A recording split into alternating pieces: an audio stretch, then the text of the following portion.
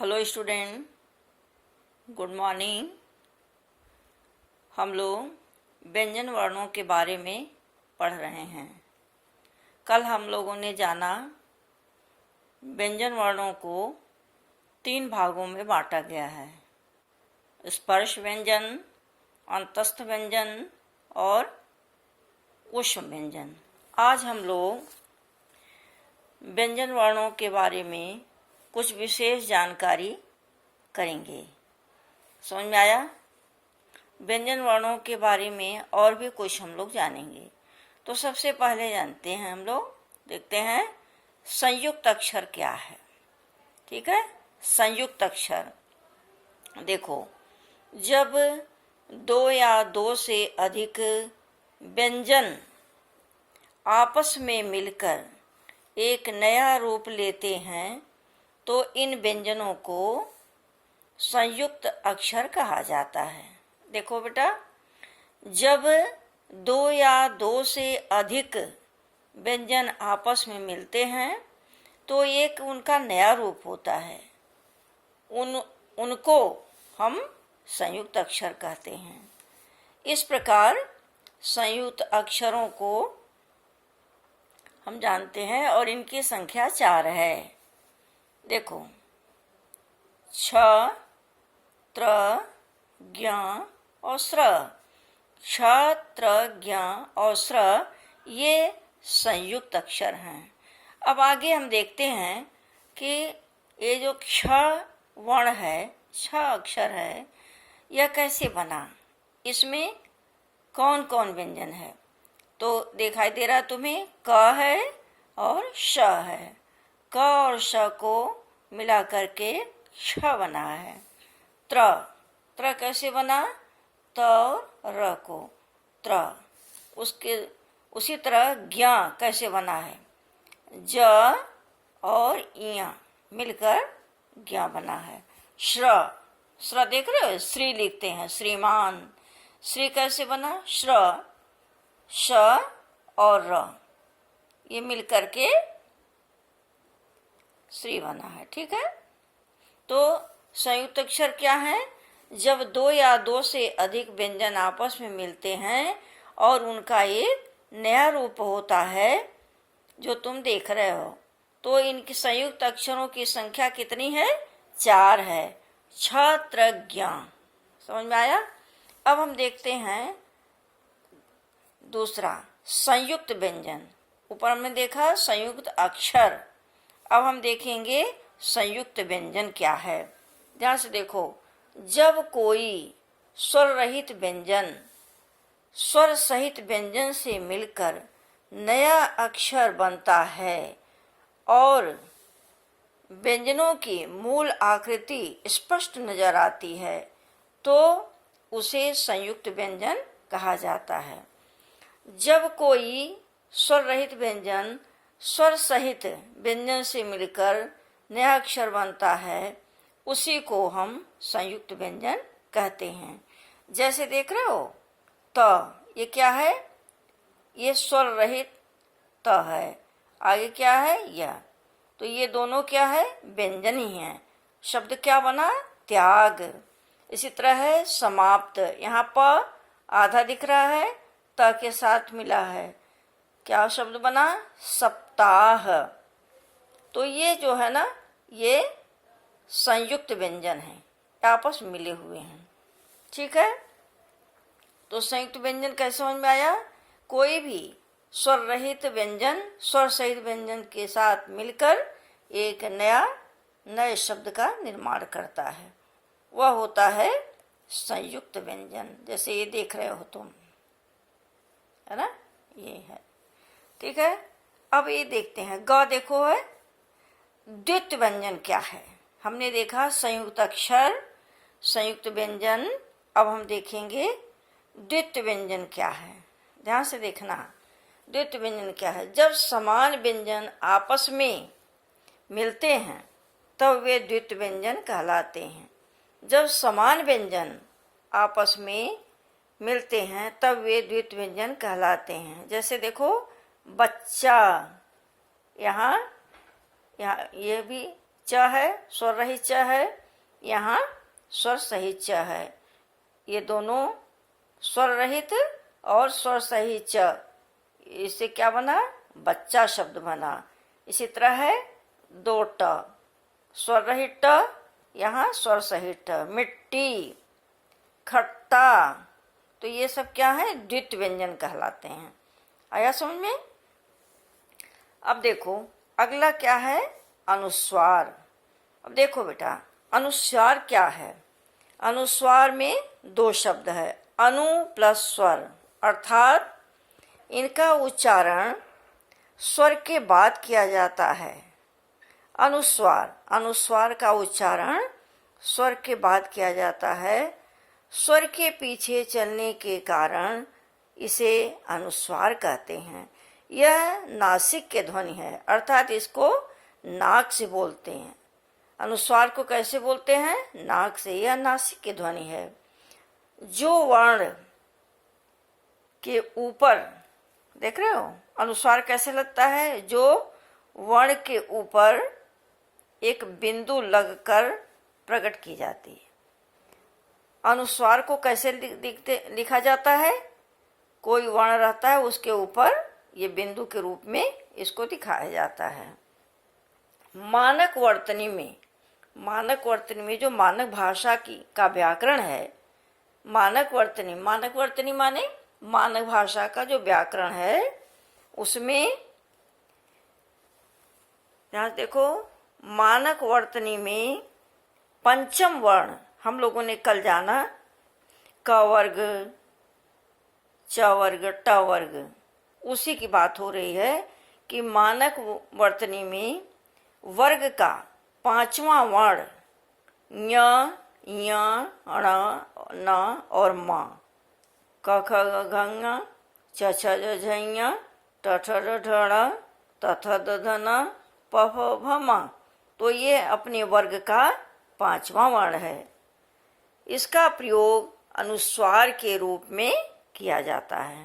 ठीक है, अब आगे देखो, यदि अनुस्वार, ध्यान से समझना बच्चों, यदि अनुस्वार क वर्ग के किसी व्यंजन से पूर्व आता है, ध्यान से देखना, यदि अनुस्वार क वर्ग के किसी व्यंजन से पूर्व आए तो जो अंगा है अनुस्वार को ऐसे लिखते हैं, जैसे देखो शंख, क्योंकि कहा जाता है ना अनुस्वार अगर क वर्ग के किसी भी वर्ण के पहले आ रहा है तो ये क्या है? यहाँ ख है। ख के पहले इसका उच्चारण होला शंख, तो शंख ऐसे लिखते हैं। आया समझ में? दूसरा देखो, यदि अनुस्वार च वर्ग के किसी व्यंजन से पूर्व आए, ध्यान से देखना, च वर्ग के किसी व्यंजन से पूर्व आए तो क्या? अनुस्वार, तो ङ जो है ञ, ञ, ञ, च छ ज झ ञ, उससे बनने वाला शब्द ऐसे बनता है। यहाँ अनुस्वार है, इसको अनुस्वार कहते हैं। मानक, अभी हमने पढ़ा ना, मानक वर्तनी में जो वर्ग का पांचवा वर्ण है उसे अनुस्वार का रूप देते हैं, तो यह इस तरह से लिखते हैं। मंजन, च वर्ग का ये च छ ज तीसरा वर्ण है, तो यह अनुस्वार इस तरह से बनता है। आगे देखो, आगे देखिए, आगे बताया गया ट वर्ग के, ट वर्ग के व्यंजन से पूर्व अनुस्वार आए तो ट वर्ग के व्यंजन से पहले जो ट वर्ग का व्यंजन है, ट ठ ड ढ ढ़, उसके पहले अगर अनुस्वार आए तो डंडा, देख रहे हो अनुस्वार ये है ना, ये ऐसे लिखा जाता है, ऐसे जैसे लिखा हुआ है डंडा लिखते हैं। आगे कहा गया यदि अनुस्वार त वर्ग के व्यंजन से पूर्व आए तो न को ऐसे लिखते हैं, पंत, ऐसे पंत ऐसे लिखा जाता है। आगे बताया गया प वर्ग के व्यंजन से पूर्व यदि अनुस्वार आता है, हमने हर जगह अनुस्वार नहीं लिखा है, लेकिन ये जो नियम चल रहा है अनुस्वार का ही चल रहा है।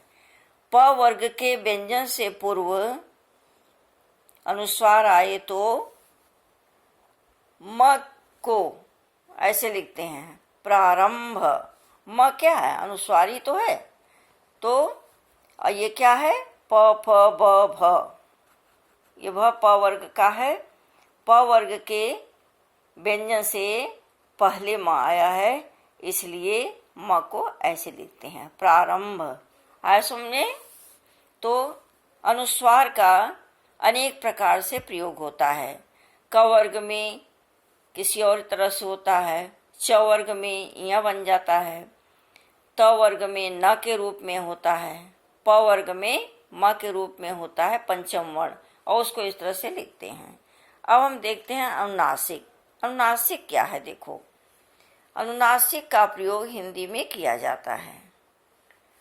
अनुनासिक क्या है? जिनके उच्चारण में मुख के साथ साथ नासिका की भी सहायता लेनी पड़ती है। अनुनासिक क्या है?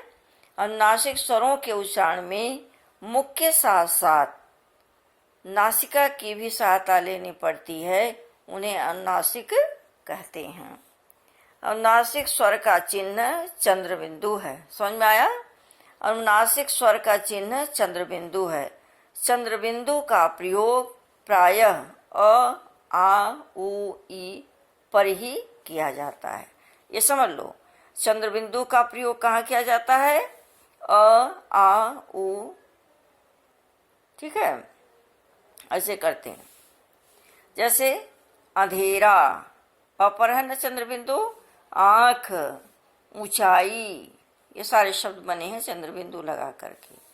आगे देखो, अब क्या बताया गया कि चंद्रबिंदु कहाँ अनुस्वार के रूप में दिखता है?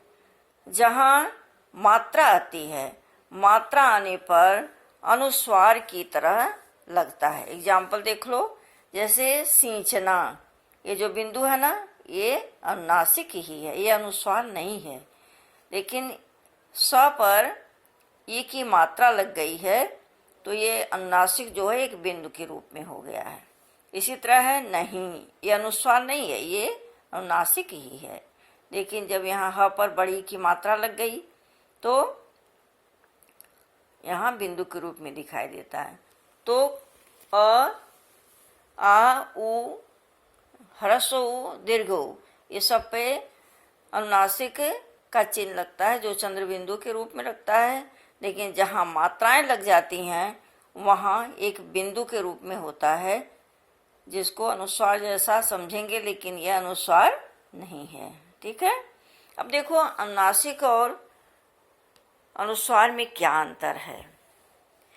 अनुस्वार अन्य स्वरों और व्यंजनों के समान ही, देखो, अनुस्वार अन्य स्वरों और व्यंजनों के समान ही स्वतंत्र ध्वनि है। अनुस्वार क्या है?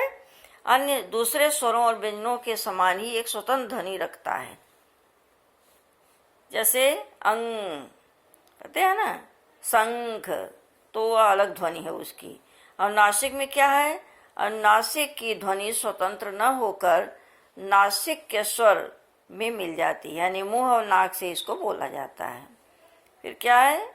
अनुस्वार के उच्चारण में वायु केवल नाक से निकलती है। ध्यान समझना बच्चों, अनुस्वार के उच्चारण में वायु केवल नाक से निकलती है। अनुनासिक के उच्चारण में वायु मुख और नाक दोनों से एक साथ निकलती है। अनुस्वार के उच्चारण में वायु केवल नाक से निकलती है। अनुनासिक के उच्चारण में वायु मुख और नाक दोनों से एक साथ निकलती है। अब देखो तीसरा अंतर, अनुस्वार धीमी ध्वनि है और अनुनासिक तेज ध्वनि है। जैसे एग्जाम्पल देखो, अनुस्वार में क्या है? अंग, अंग बोलते हैं, ये अनुस्वार है अंग। जैसे है ना, देखो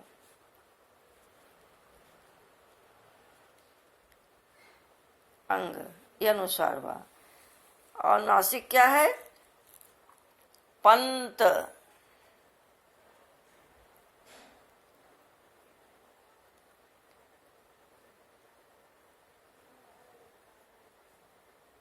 पांच, ये अंग, अनुस्वार हो गया। ये क्या है? अनुनासिक है। अनुनासिक माने चंद्र बिंदु। ठीक है, तो ये तुम्हें अनुनासिक अन्य स्वरों और व्यंजनों के समान ही स्वतंत्र ध्वनि है। अनुनासिक की ध्वनि स्वतंत्र नहीं है, वह नाक और मुंह दोनों से बोली जाती है। अनुस्वार के उच्चारण में वायु केवल नाक से निकलती है। अनुनासिक के उच्चारण में वायु मुख और नासिका दोनों से निकलती है। अनुस्वार जो है धीमी ध्वनि है, अनुनासिक तीव्र ध्वनि है। दिखाई दे रहा है? तो बच्चों, आज हम लोगों ने व्यंजन वर्णों के बारे में विशेष जानकारी देखा कि व्यंजन वर्ण और कितने प्रकार से हैं, क्या हैं, जिसमें हम लोगों ने संयुक्त अक्षर के बारे में देखा, संयुक्त व्यंजन देखा, द्वित्व व्यंजन क्या है ये जाना, अनुस्वार क्या है और अनुनासिक क्या है। बेटा, जो कुछ समझाया जाता है उसको ध्यान से समझा करो, देखा करो, और जो भी काम दिया जाता है उसको किया करो। कल हम लोग नए टॉपिक के साथ फिर मिलेंगे। Thank you student.